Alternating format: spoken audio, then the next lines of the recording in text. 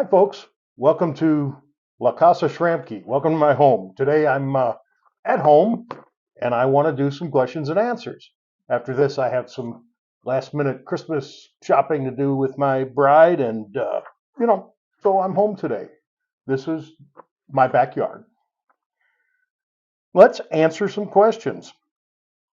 Let's see. Monroe Pride 2011 says, "What's the height of the CK 2610 with a cab?" The answer is 99.2 inches. That's on R1 tires. That's on agricultural tires.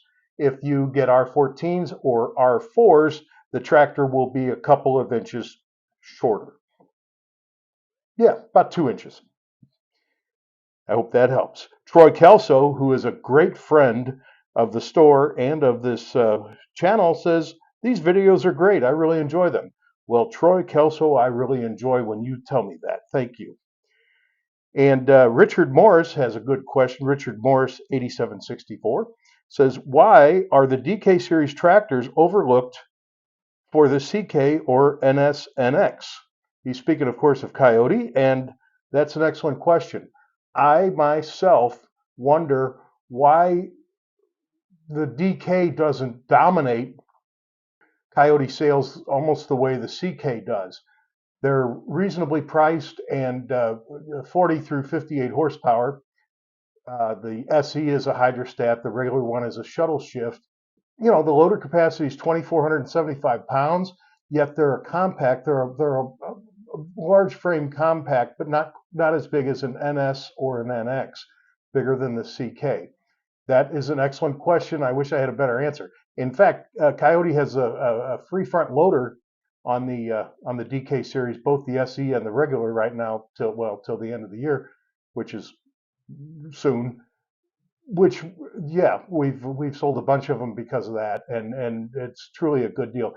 I think part of it is my fault and other Kioti dealers' faults, because we too gravitate. If somebody says, "Hey, I'm looking for something around 40 horsepower, and I want to put a bale of hay out for my horse, and I want to run a 6-foot tiller," well, okay, we might march them right to a CK. Or if they say, I need something, and I want to pull I've got this many acres, whatever, we might move to a more conventional size NSNX. I don't know. But anybody that's interested in a CK ought to at least look at a DK. Not that there's anything wrong with a CK. I personally own one. Okay. Monroe Pride 2011 says, "What is the height of the CK 3510 SE cab?" Well, Monroe Pride, it's the same as. Oh, you also asked about the other one. Yeah, all CK10 and CK20 cabs are 99.2 inches with our ones with ags, a little bit less with anything else. Vapor Trail 6315, love the name, by the way. "Enjoy watching your video, and not to be a critic, but a clevis and a shackle are a lot the same. The difference is a clevis has a bolt and a nut, and a shackle has a pin." Thank you. And now I know. That was on a beginner's guide to trailering a Kioti tractor.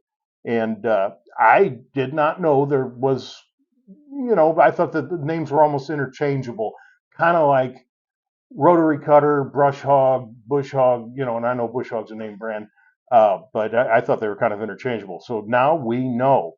I was demonstrating a clevis because it had a bolt and a nut. Eric Harris, 893. "Exactly what is needed to rectify the problem? My tractor is starting hard and stalling under a load after refueling. Fuel filter is not more than 6 months old." I can answer this question with clarity and accuracy, I think. The video was just me walking around the shop, and we had a CK 3510 that was in the shop because it doesn't run. It runs for a second and then doesn't run. Now, maybe more than a second. And I don't know what the final diagnosis was. I was just, walking around the shop introducing people and stuff. But if you have a modern tractor with a high pressure fuel injection, I bet I know what the problem is. You said the fuel filter is not more than 6 months old. I don't doubt that. So that means that either in front of the fuel filter or in back of the fuel filter, there is an obstruction. Here's the typical obstruction. The fuel tank should be removed, and it's never hard to do that. They're always external and very simple. Remove the fuel tank, drain the fuel, shine a flashlight down in there, and you could find gelatinous glop. You could find an overabundance of bacteria or dirt, and that will absolutely keep the high pressure fuel pumps from drawing fuel that far. You know, that's a long stretch from the fuel tank to the engine, and it has to go through the fuel filter. So it probably has nothing to do with the fuel filter. It's probably obstructed at the fuel tank or at the fuel line going to the filter, or from the filter to the injectors.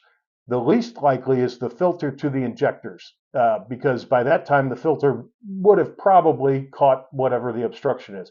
And obstructions can be many things. If the tractor doesn't get operated a lot, the fuel can gel. It can. I had one video where I showed a bacteria growth. We had a mason jar with fuel in it, and at the bottom there was 2 inches of a diesel eating life form, truly, and it's a diesel eating bacteria, and it might as well be petrified wood in there because it's not going to pump.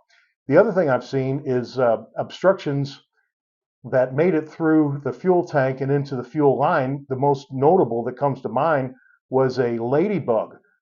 Right, we had a older tractor in service. It was pre high pressure, so it was a mechanical fuel pump, and it would run for a little bit, and then it would go down to maybe 20% power, and then it would die.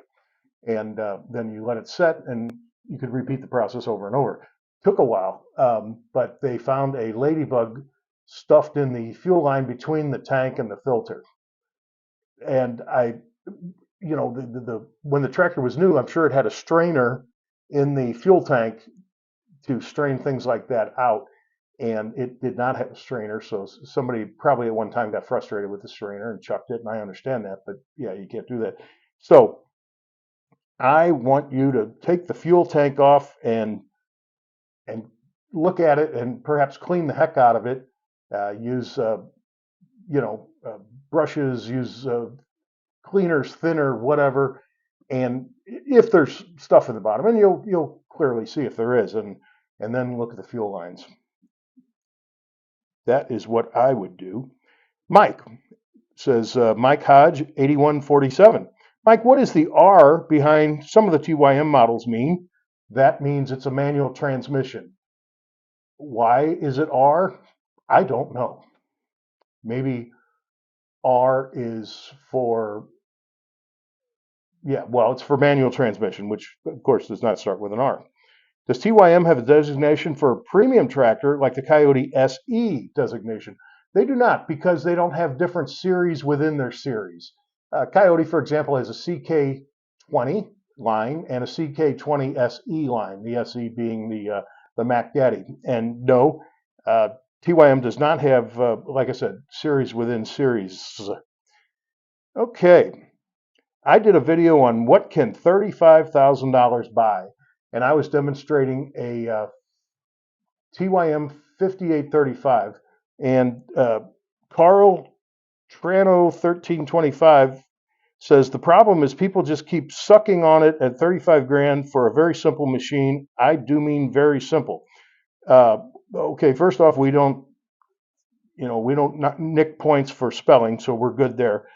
I don't know if he is saying that this machine was very simple or people are spending 35 grand for simple machines. But I kind of think he was implying that this machine is simple. He apparently didn't watch the video. The 5835 has a electronic 3-point. It has a programmable 3-point that, for example, if you wanted to raise When you make a turn, it'll raise, or if you put it in reverse, it'll raise. It's completely programmable and electronic. It's a power shuttle. It is a four-wheel drive that actually, even in two-wheel drive, when you put the brakes on, it temporarily engages the four-wheel drive so that all four corners have braking ability. So if it is about that machine, Carl Trano, you are absolutely incorrect, because it's anything but simple. Who knows? And what else? We have a lot of thank you for doing this. Happy holidays. How nice is that? Thanks. Love your videos, man. Love your videos, man. Merry Christmas to you and the Kioti family. And that is so cool. Oh, and finally, I've got Jack of all trades 631. I remember him. He was asking questions about CK26. Well, now it would be the CK2620 series or the TYM series 2515. I was a bit mixed up on the model numbers. I was debating between a TYM 2515 hydrostat and a CK26, we'll say 20 hydrostat. Either tractor will fit my needs. How do I go about pricing from you? Thanks in advance, Mike, which I think is me, and from Jack of all trades 631. I would love to answer that question. How do you get pricing from me? By golly, I'm happy to do it. This is what we do.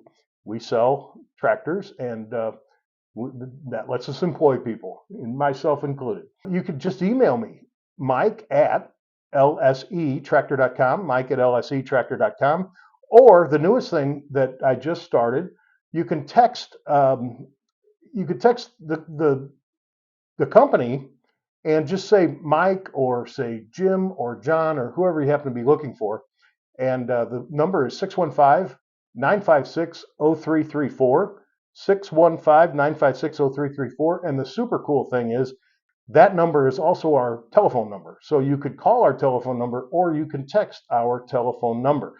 Just say, Mike, yo, hey, I am so-and-so. Here's my email or whatever, or call me or I'll call you or whatever. But what about a 2515 hydrostat? Da da da. And of course, tell me where you live. But I'd be delighted. Mike at lsetractor.com, or text or call 615-956-0334. That's it. I probably won't have another video before Christmas. So thank you for helping me have a wonderful year business-wise. I've made a lot of friends doing this that I will probably never meet in person. It's an interesting world that way, and I think a better world for it. I mean, I've got friends in different countries because of doing this, and it's delightful. And I'm proud of the fact that we're successful, and that I've got 30 people that work with me and get a paycheck every week. It means the world to me. They have families, they have houses, they have lives because of a successful company, and the success is because of y'all. So thank you. Merry Christmas. I'm humbled by your support, and that's it. Thank you.